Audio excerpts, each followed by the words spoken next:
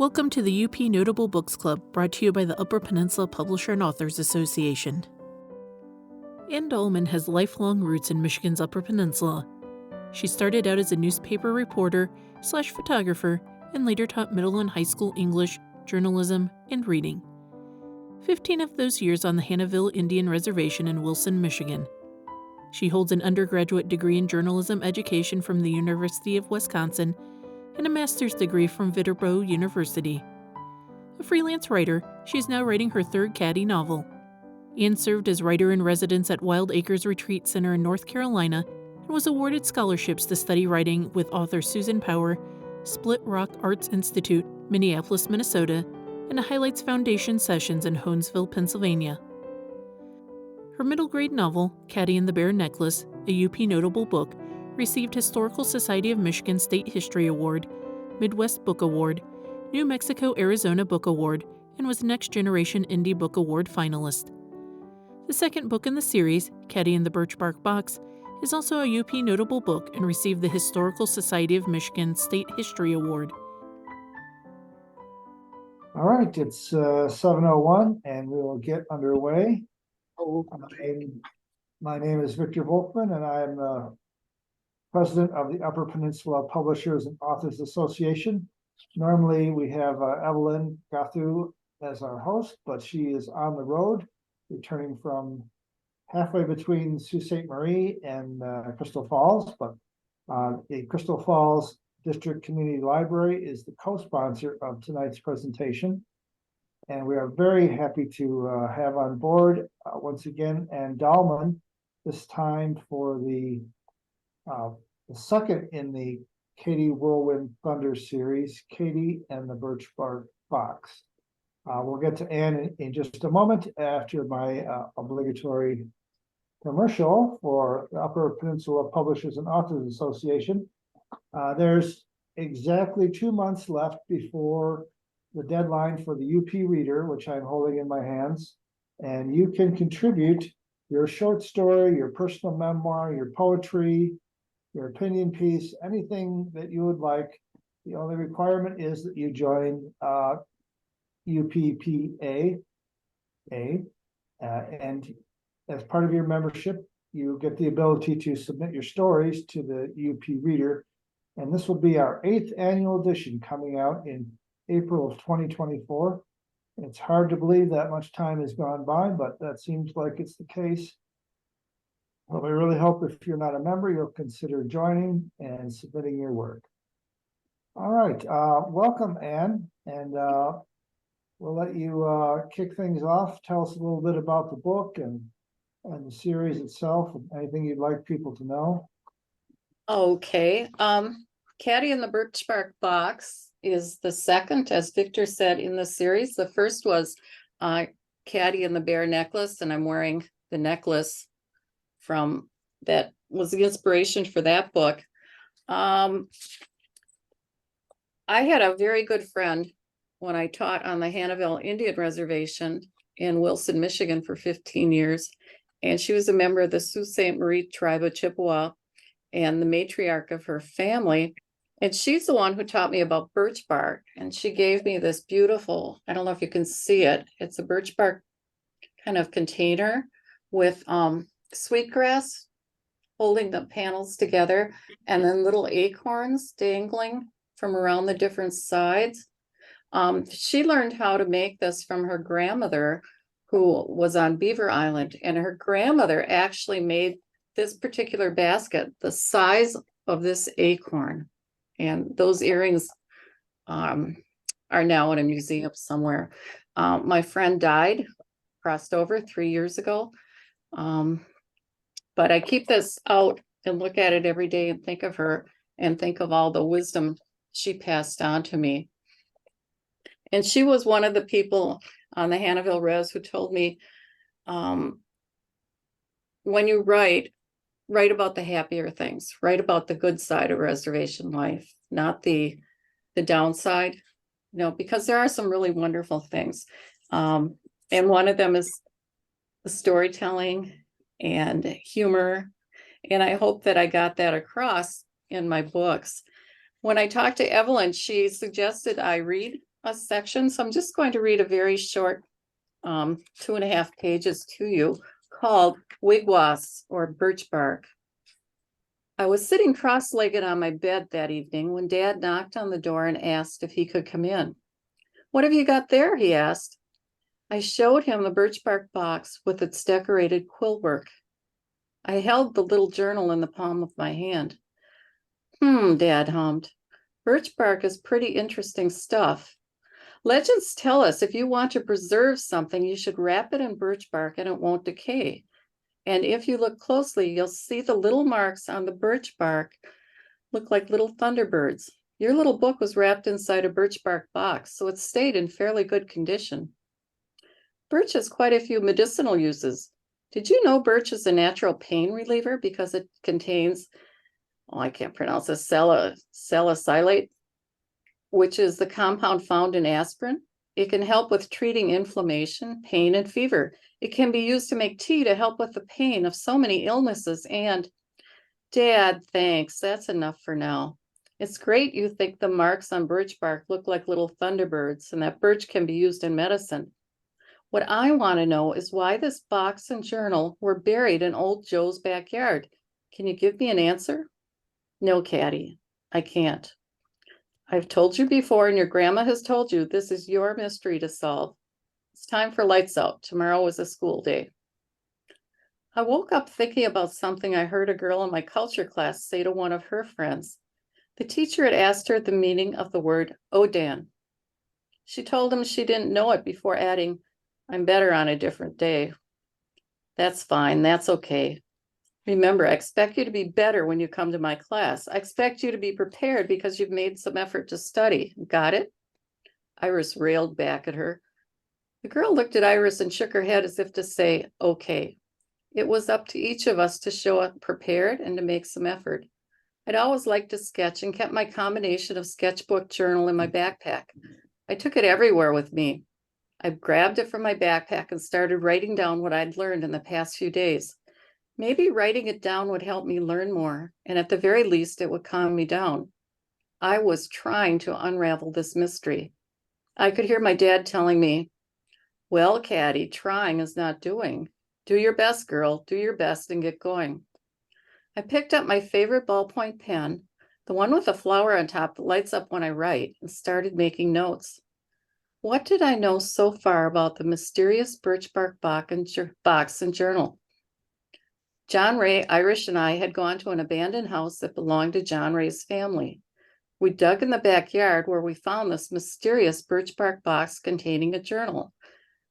Box and journal were decorated with a beautiful quillwork design. This same design appeared on my grandma's apron, and I'd also seen it at John Ray's grandma's house. When I asked both grandmothers about the design, they changed the subject. Why was this so mysterious? My dad had taught me a little about birchbark and quillwork and encouraged me to learn more about them and about shipwrecks. I asked myself how this design related to a shipwreck, and how was all of this related to John Ray's grandpa and his half-brother, Old Joe? Wait a minute. If John Ray's grandpa was Old Joe's half-brother, then Old Joe's twin brother Abe was also a half-brother to John Ray's grandpa. Wow, I guess writing things down did help. I opened the little journal once again. Abe had made entries for 5 voyages before his last one. He'd noted the name of the ship, the date they left, their point of departure, and arrival time. He described what they were carrying and how much it weighed. I rubbed my finger over the journal and noticed a small slip of paper hidden underneath its cover. Gently, I pulled it out, and as I did, I heard that blue jay making a ruckus on the windowsill. Click, click, click, went his beak against the glass as if he was tapping out, "Read, read, read." Distracted, I accidentally dropped the piece of paper. It landed on the little table where I'd set a cup of ginger tea. Some of the tea had spilled onto the tabletop where it was wet enough to dampen the paper. Luckily, the moisture didn't ruin the words written on it, which read, "The ink is there, but you must stare. The ink is blue if you are true." What did those words mean? Was it a poem or another puzzle to answer on the way to solving the mystery of the birchbark box and its journal? I was being true to my gift, solving mysteries. Would that help me solve the meaning of the quillwork box and its journal? I could almost hear Grandma answering, no more excuses. Apply yourself, girl. So that was probably about the middle section of the book where Cady is starting to really delve into the mystery behind the Birchbark box and the little journal it contained. And the story really centers around a shipwreck. And part of the fun, I think, or the enjoyable part of writing is doing the research. And if you ever get a chance to go to Manitowoc, Wisconsin, they have an amazing museum there of shipping and boats, and they have a World War II submarine you can go on and walk around. And this is, I don't know if you could see it, but it's a Yeah, that looks good. okay. It's an archival print showing a steamer winter layup on the north bank of the Manitowoc River. The river is frozen and people are skating on the ice. And I don't know, for me personally, it's kind of fun to find a photo that dates back to the time you're writing, and it kind of inspires me and puts me in the mood. And that shipwreck that I wrote about, the Rouse Simmons, there've been a couple books written about it. This is one, the historic Christmas tree ship, which was a great source of information. And then a children's book, the Christmas tree ship. So this was some of my research for the book. The other was, I was lucky enough to have a very dear friend who was a merchant seaman and sailed the Great Lakes for, I don't know, 20, 30 years. And he basically gave me a lot of information, and he vetted what I wrote and made sure it was accurate from the from somebody on the shipboard's point of view. And then surprisingly, at a book signing, we had an author's fair here in Menominee. It was in July, and a woman came up to me, very nice woman. She bought both books, and she gave me this book called Ghosts of the Shipwrecked Coast. And she was very indignant because she couldn't find out any information about the Delphine Marie, which was a book I'd written, or a shipwreck I'd written about in the book. And I said, that's because it's fiction. And that one was one I made up, whereas the Rouse Simmons is true. It's factual. And the name Delphine Marie was the name of my great grandmother, as far as we can find out. So that was kind of interesting. Evelyn had asked me to answer the question, what is it like writing a series? And boy, that's kind of a tough question. But the first thing that came to mind was you really get to know your characters. And with the second book, the characters became more comfortable to me. And I finished a working draft. I think I've gone through it twice now of the third one. And they start to feel like family. And you become very protective of your characters. You want to nurture them. But yet, I don't know, they kind of take over the story. And I was telling a friend of mine that when I would feel like Cady was inhabiting my body and telling me what to say and what to write, and it would come out with kind of fractured grammar and run-on sentences. And I, as a former English teacher for many years, I said, I don't know why I'm doing this. And she's a fifth grade teacher, and she said, well, it's because you're writing in her voice. And that's been something kind of amazing. And then you go back and clean it up. But I write best when I feel as if she is telling her story through me, and I'm only typing it. And she has an interesting life. She has a challenging life. And, you know, I want to make her show some growth and some maturity as she gets older, but yet she's still a kid. She's only 13, almost 14. And she's going through some confusing experiences in her life. But she has her grandmother. And her grandmother is that source of wisdom and maturity and just love.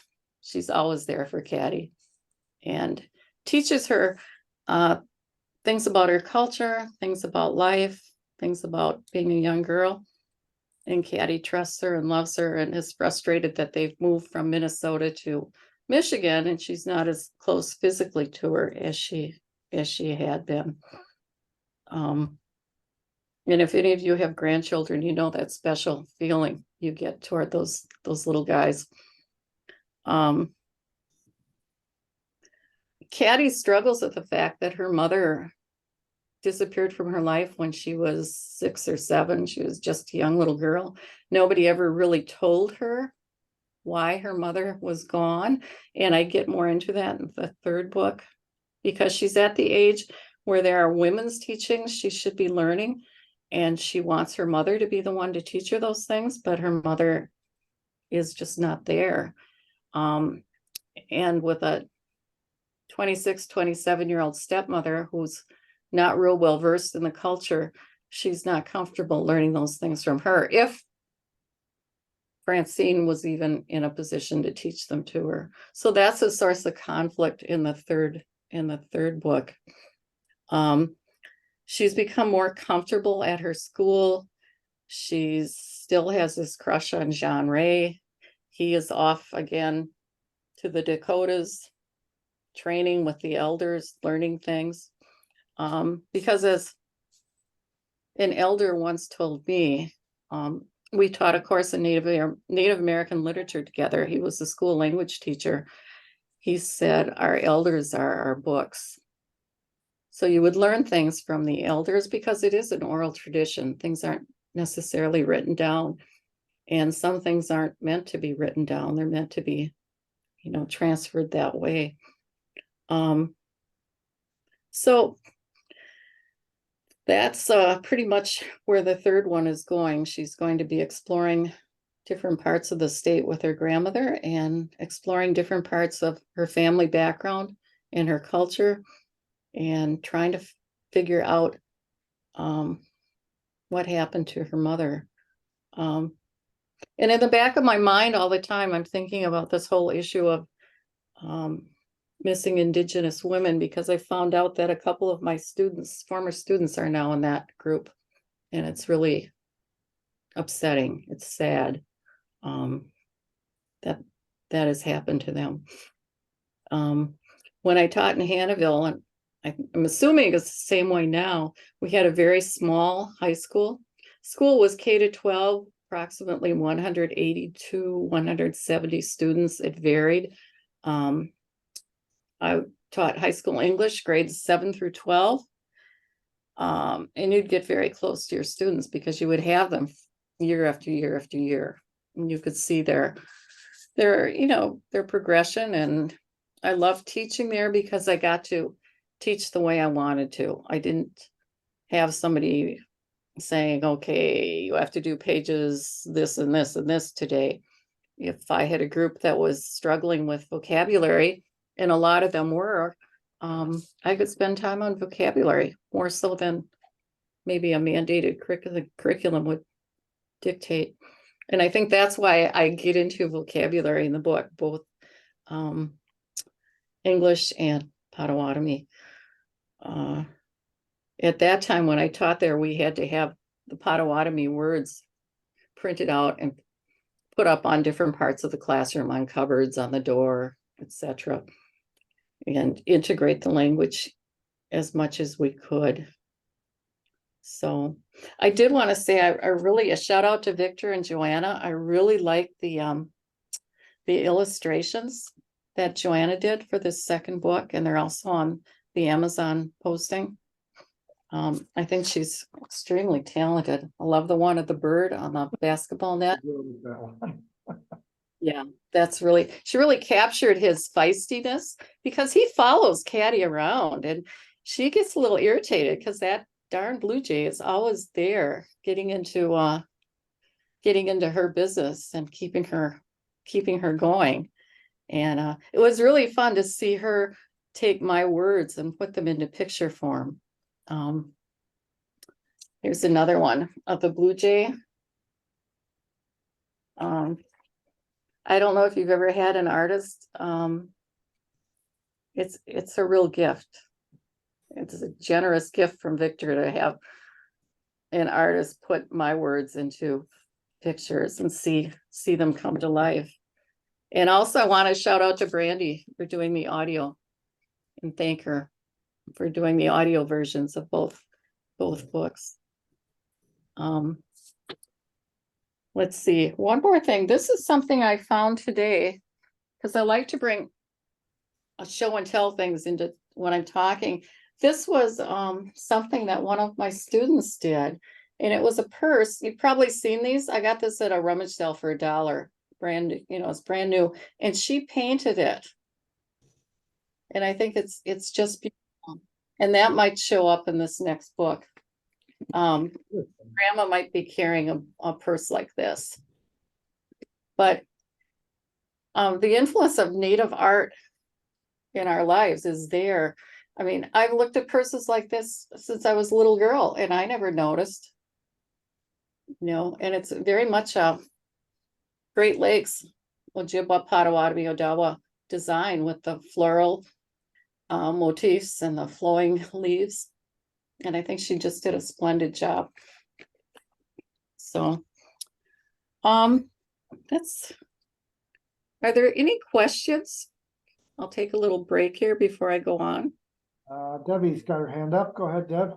Yes, I'd like to know in the course of the your series, is it the type of series that readers should start with the first one and read them chronologically, or does it not really matter?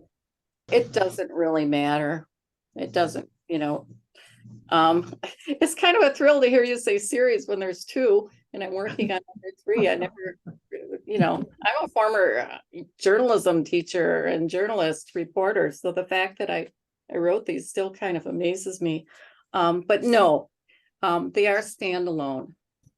And like any series, I think if you would start with the first one, it might help a little bit with a second, but you don't have to. It's not necessary. Okay. The reason I ask is that, sometimes, especially when I'm representing your books, I like to be able to say that to bookstore owners, like, no, it doesn't matter if you read them in order or not. No, they're standalone. And thank you for doing that, by the way. You're a great salesperson. I really, really appreciate that. It's kind of fun. Yeah, I have a very old car, so I don't get out on the road. There's some people. And when I was teaching on the reservation, I would put on 20,000 miles a year because I'd be on the highway by 5:30, 20 to 6 to drive up there and then teach all day and drive back, because you can't live on the reservation if you're not a tribal member or married to a tribal member. And it was in a different time zone too, which didn't help, going from central to eastern every day. We call that going through the bubble. we go up 41 and then about 50 miles and you turn at Hannahville B1 Road and go in 3 miles. And one of the teachers used to say, yep, then we go through the bubble.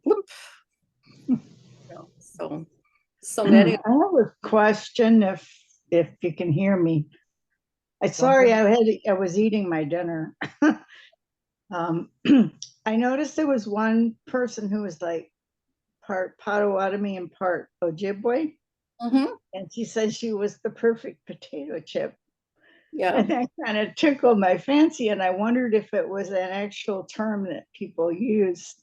I heard it from my students. Uh-huh. They would tell me every now and then, one of them would say, well, I'm a potato chip. And I'd look like, what? I said, yeah, half Potawatomi, half Chippewa. Yeah. Well, the chip was easy. The chip was easy to recognize because both my kids went to CMU. So they were Chippewa. A lot of this stuff, I kept notes when I was teaching. So, a lot of this is authentic to my particular classroom. I won't say it's authentic to all tribes or you know, that kind of thing, but it would be authentic to the kids I had. And they came from all over. We had, it was an open door school. So we had Potawatomi students, we had Chippewa, we had Odawa, we had Mohawk, I think. There was a girl who came from Alaska. It was constantly changing. Wow. We had white kids as well. So yeah. How many years did you teach there? Okay, I was there 15 years. Okay. 15 years. And when I first started, it was back in 1994. And we had a wonderful principal who was, I described him in the first book. He was always had that big clip of keys on his belt, and you could hear him as he jogged down the hallway. You could hear those keys jingling. And he just was passionate about the school. That was the first year they were in the new building. And he was an excellent principal. He really, really cared. I believe he was a member of the Sault Ste. Marie tribe. I'm not sure. And at that time, we would go into the woods for ceremonies.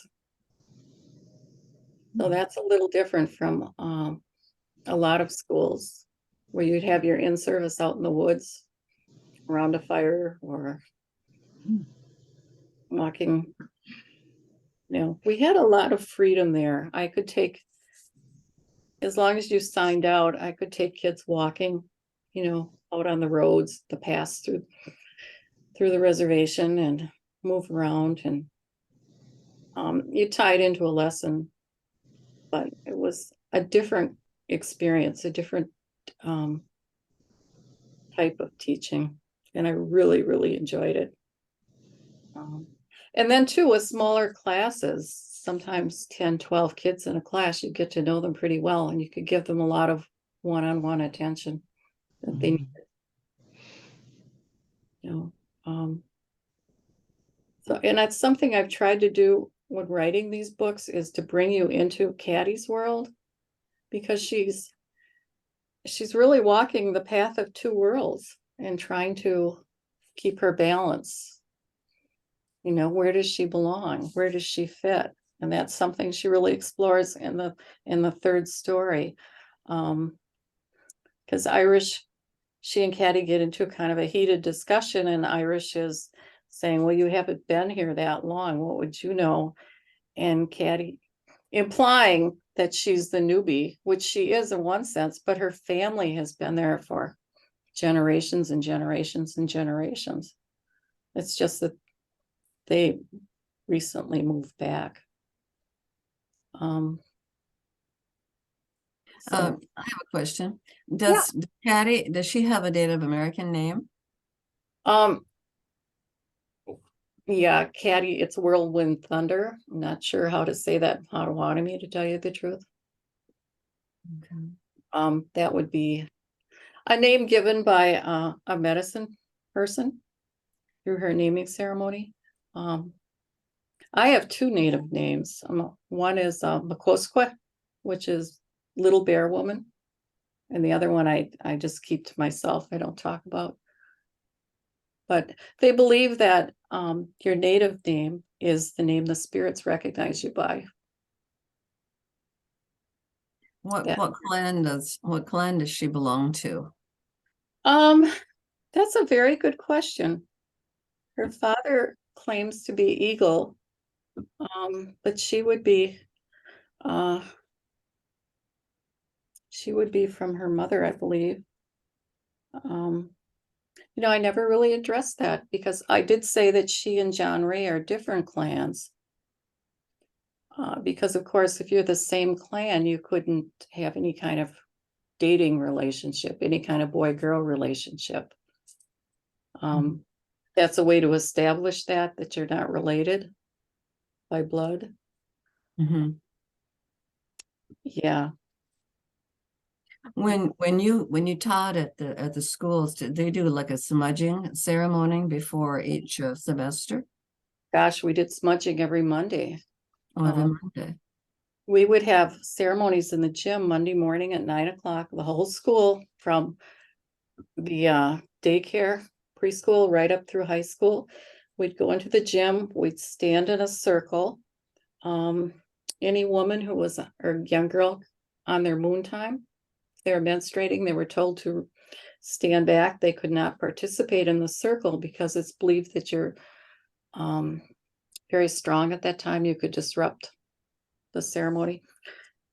Well, disrupt's kind of a bad connotation, but just that you shouldn't be participating. So you'd stand back, and then an elder would go around with the big shell with sweetgrass, cedar, sage, and smudge. They'd have an eagle feather. He would be assisted by one of the older boys, and then you'd smudge. For those who don't know what smudging is, you take the smoke and blow it over yourself to cleanse yourself of negativity and give you a blessing for the week. Then he would give a little speech to the kids and tell them he hoped they have a good week, a very good week, and to study hard and behave themselves, and that the elders were there and cared about them. I also smudged in my classroom for a variety of reasons until I had to stop. But yeah, in fact, I just smudged in this place I'm living in last night. And I've been told by a good friend of mine who's a pipe carrier, she said, do you know about putting down sema or putting down tobacco? I don't know. Okay, it's just loose tobacco, like loose cigarette tobacco that you buy in a pouch. And she told me to go down near flowing water at sundown because that's when the spirits are about. And you remove the tobacco with your left hand and then put it into your right, and then bend down and put it on the earth and say a prayer, make an offering. Some people believe you should take your glasses off so that the creator can see who you are. He can look into your eyes and know who you are. Not everyone believes that, but many people do. So, and putting sema down, putting down your tobacco is done at many different times. For instance, before you go on a trip or getting on a plane, you might put it down, put it down on the earth, into the earth as an offering. The same way, if you go out gathering herbs or plants, you never take all of them. You always leave some behind. You don't wipe something out. And then you might put a little tobacco down just as a Thanksgiving for what you've taken from the earth. So those are things. And again, that's the way I was taught. I'm not sure everybody believes that way or follows that way. That's just particular to the people who taught me up in Hannahville. Because every tribe band has a little different belief. But yeah, so we did do tobacco ceremonies. We had powwows at the school. We had ghost feasts. One of the really wonderful things we did, that I don't think I'll ever forget, is Thanksgiving. At Thanksgiving, they'd have a whole feast in the gym, and they'd invite everyone for the reservation to come in. And then the teachers and staff would have to sit at different tables with different, you didn't sit with your other teachers, you sat with the community. Be at a table of community members, and they'd have turkey and, oh my gosh, wild rice, corn, pumpkin pie. And it just was a wonderful feeling of fellowship and community. To me, it was, really the true meaning of Thanksgiving. It was great. Again, I don't know if those things are still going on because I haven't been there for a number of years, but that's the way it was when I was back there. I live by the Bay Mills Indian community. I'm 10 miles or so from there. And there is a tremendous amount of community. And I used to teach at the community college there, Bay Mills Community College. Excuse me. And they would have drumming ceremonies. Did they do the same? Oh, yeah. We had, the guys would come in on the drum. And women cannot be on the drum. Women can stand in back, but it's only men on the drum. And I just love the passion and the feeling that goes into that. If there are powwows, I mean, throughout Wisconsin and Michigan, Minnesota, all summer long and into the fall. So if you've never been to a powwow, I encourage you to go to one and just absorb everything and learn. So, and I'm sure you will be welcomed and learn a lot. And the food is great.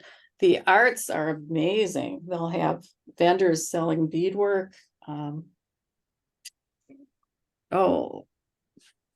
Birchbark, quilling. I talked a lot about quill work in the second book. Does everyone know what that is? I wish I had an example of it. I don't. It's because to purchase it, it can be pretty pricey. It's porcupine quills that are treated and dyed, and they're treated such that they become flexible, and then they're embedded into birch bark or a real soft leather to form a pattern. And I remember one of my first years, I was out in the woods with a couple of my students, and one of them said, we saw a dead porcupine, and he said, "Ooh, too bad it's too late to garner those quills for my mom. She would have liked them." So it's a beautiful art, I think. And maybe someday I'll be able to afford to purchase a piece of quill work. The quill boxes, I know, because I've shot a lot of porcupines. They're in my garage and whatnot. Ooh. Oh, they've just been a nightmare for me. They chew in my back steps. A nightmare. But it's only a certain time of the year, because I've called, different tribes in the Sault Ste. Marie and in Brimley, and said, "Hey, I've got this dead porcupine out here. I have a shotgun, so I mean, it's a mess." Oh my gosh. Okay, and I'm not a good shot. But yeah, they won't take the quills like in the summertime. It's just not the right time. So and that's about the only time that the porkies visit me out here. Oh my gosh. And I don't make hog things here, but it's really interesting. I haven't read your book. I saw it today. We were really talking about the native culture, and that and two of your books were there, and people were quite interested in them. So it's just, what amazes me is that this interest in Native Americans. When I went to school in the 50s, people didn't want to admit that they were natives.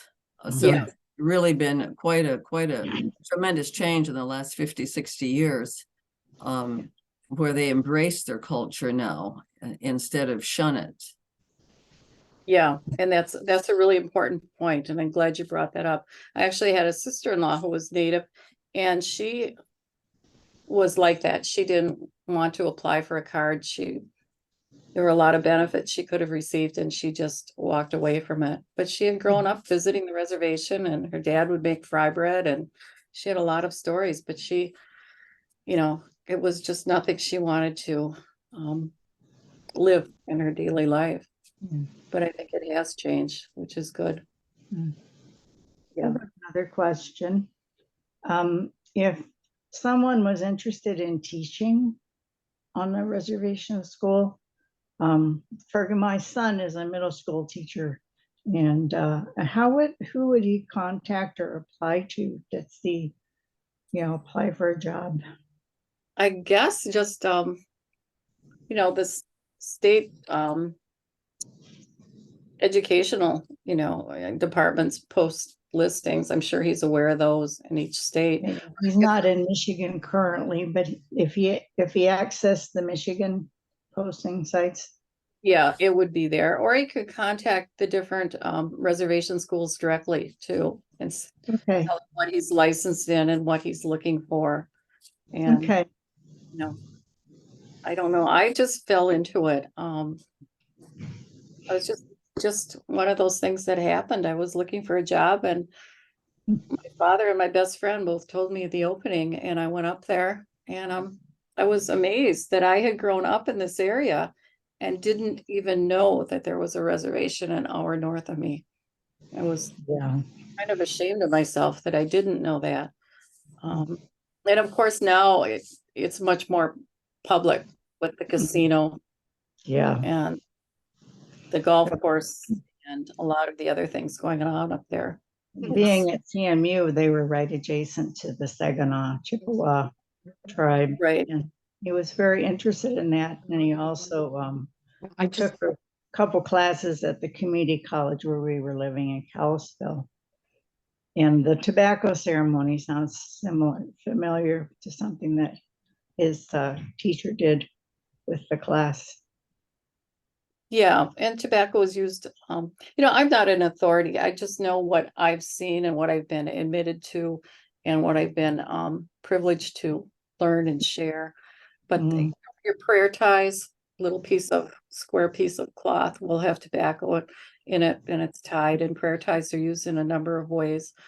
I know it's an honor when somebody comes to you and makes a request, and if they present you with tobacco and you accept it, then you're, you know, honor bound to answer their request. And that was really a thrill for me the first time it happened, when one of the women from the tribe, one of the elders, came in and offered me tobacco and asked me to help her with something. It was to me, it was a sign of respect. And again, this is just my feelings about it, my interpretation. Yeah. Yeah. Thank you. Yeah. hi, Anne. Sorry I'm late. I was in Sault Ste. Marie today with Sharon, and I'm driving back to Crystal Falls, and we just passed the Saney stretch, and we're in a bar, and there's a birthday party, so it's loud. But Fun. what I wanted to ask you was, you mentioned the third book. Did you talk to everybody already about the third book? Sort of. I've written the third book. I just wrote to Victor today. It's about the same length as the other two. I sent him the first 10, 11 pages, and I have to polish the other pages. But yeah, I have. It needs a few more reworkings and revision.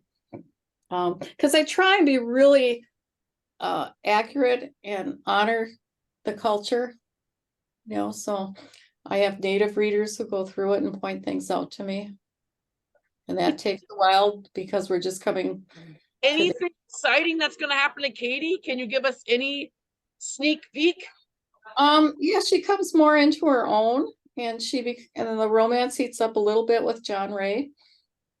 I would say she shows more maturity, and she discovers a lot more about her culture that she didn't know, and she has a real problem with her temper, with her anger. That's resurfaces again, and that has to deal with the disappearance of her mother. We don't really know what happened to her mother. And I did say that is something I think about a lot, because a couple of my students, two that I know of, are now in that group of missing Indigenous women, and it's a real heartache. So maybe that happened to her mother, maybe not. So well, that will be, I'm looking forward to reading it. And for those of you UP authors out there that donated books, because I think Victor asked for some donated books for the librarians conference. We were there. The librarians seemed to really enjoy getting their bags of books. So I wanted to say thank you to those, because I know some of you, Hilton and Anne and some others, did donate. So thank you very much. And thank you for being such an amazing librarian. Really. Well, yeah, it's been a busy day today. I'm wearing I don't know if you can see this, but this is a solar system necklace. Oh. I taught people how to make them today. So, and then I had to try to hurry up and get on this Zoom, and we were nowhere near anything. And where we are now isn't much either, but we're here. So you're in a bar celebrating someone's birthday. So yeah, but I'm very excited. I do like your books, and I'm glad that I had one of my young adult book clubs read your first book, and they really enjoyed. It was the only book that year that all the kids agreed on that they liked. So they're neat, because if you haven't read Anne's books yet, you should. They're short, and they've got everything in them. There's romance and adventure and the native culture, and I just think you do a really great job, and I'm always looking forward to reading more of your books. Thank you. Thank you. Yeah, as retired English teachers, we, yeah, and that's one thing I try and keep in my mind when I'm writing is to make it appropriate for a teacher to use in the classroom, because states, I know Wisconsin and Michigan mandate units to be taught about Native culture. And so many of the books until fairly recently dealt with Southwest tribes and not really with the woodland tribes of our area.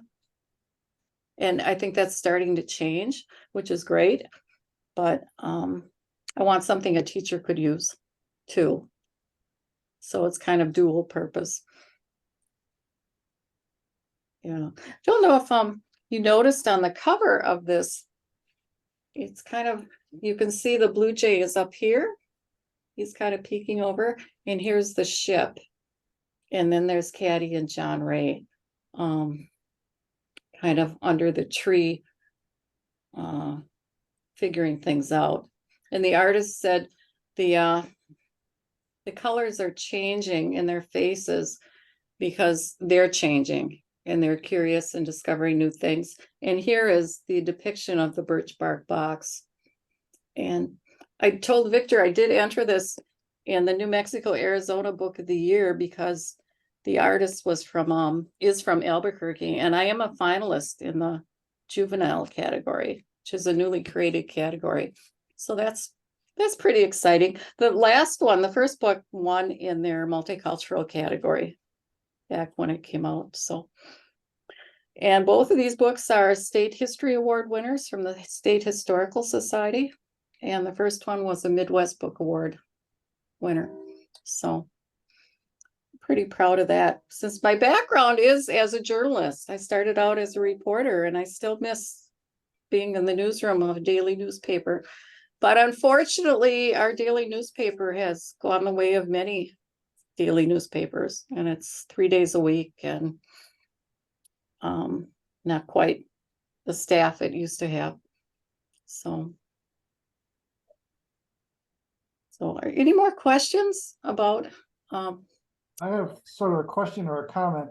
I like the way that you use the animal to be the voice of the spirits. Is that something that comes from traditional lore, or where did that come from? You know, I've always felt an affinity with birds. Are you talking about the blue jay? Yeah. Yeah, I've always felt very close to blue jays. The birds, I look at the sky often, and I think the birds are sending us messages. I think that's just me. Bears also, I just feel really this strong connection to bears. But yeah, natives are very tied in with that. There was a lovely man who was the firekeeper when I was up there, Wally Bear, and he would come into my room and he'd say, "It's going to be an early winter and it's going to be a cold one. Animals have a lot of fur. And it's early," and he'd come in fairly often and give me, weather reports based on what he observed from the animals. So I think some of it is cultural, some of it is your personal, how you are as a person. If you feel like, I'm not a dog person, I'm not a cat person. Sorry, Victor. My son and daughter-in-law have 2 cats. My granddaughter refers to the black cat as her brother. They're definitely cat people, but I just really like birds, and I like studying them as they fly around. And going up to Marquette on Saturday, I noticed an eagle perched on the top of a tree. Well, he was perched, so his wings weren't spread. And one thing I was taught is you look at what side of the road he's on, what direction he's facing, because that will tell you a message. And yeah, there's a book called Animal Speak that I refer to. I think a lot of people use that book. You can learn more about the messages from the animals. I mean, no, they don't talk to us, but sometimes you can intuit the way you do with your dog or your cat, I think. Yeah, I wasn't sure whether you're drawing from specific native legends or sagas, that kind of thing. You know, it's a different, the way of thinking that felt very comfortable for me. I know one day in my classroom, I had the windows open and a wind came up and papers blew around. The kids looked at each other and said, "Oh, the spirits." You know, and maybe it was, maybe it wasn't. Yeah. Yeah. There's a lot of lore, and I'm not going to go into that. But there's a lot of books out about that. And you can study it and learn. Anyone have any final questions before we sign off tonight? I just wanted to say, Anne, you were talking about a piece of quill work. Let's see, where's my Yes. There it is. that, Oh, that, that's- and then like those are the like porcupine quills that you Yeah. use. Oh, do you It's have? hard to see over the thing there. Oh, So yeah. those are like can have like a little Yeah. stack of them. I just admire people who can do craft work. They're true artists. Truly. So I made this, and it's on Birchbark Oh, a couple years ago at a thing at the Regional History Center here, where a lady from I think it was Sault Ste. Marie tribe came in and taught a workshop on how to do quilling and stuff. So lucky you were asking for an example, and it's like, hey, I've got one. Oh my gosh. And like little birch bark, little pieces of birch bark. Yeah. And then just anyway, that's all I wanted to say. It's a lot of fun to narrate. Thank you. And my Potawatomi pronunciation has gotten much better. Much better. It's very good. Very good. Mhm. Well, I just love this book club. It drove me right to the bar, Victor. How much about, huh? A drink on me. Old mother. And the 76-year-old mother, yes. But and I wish I could have cut the beginning, but Brandy taped it, so I'll catch what I missed. And I want to thank you all for coming on tonight. I know now next month we're doing poetry. Oh, good. And the book is a little bit hard to get, but not impossible. So tomorrow on my email, I'll tell you all how to order it if you'd like to order a copy, if you can't get it at your library or anything like that. And it's going to be fun because next month, Victor, we have, is it 3 of the poets are going to be on the talk? No, it's 5. They're 5? multiplying, including the UP Poet Laureate. Beverly Former Mathis. UP Poet Laureate, so. Yeah. So that'll be great. Well, thank you, everyone. Thank you, Anne. Thank you, Victor. And I will be emailing everybody tomorrow with some updates. And yes, we'll see you in a month. And I'll say thank you in Potawatomi, Miigwech. You've been watching the UP Notable Books Club, brought to you by the Upper Peninsula Publisher and Authors Association. To join or for more information, please visit us at www.upaa.org or www.upnotable.com.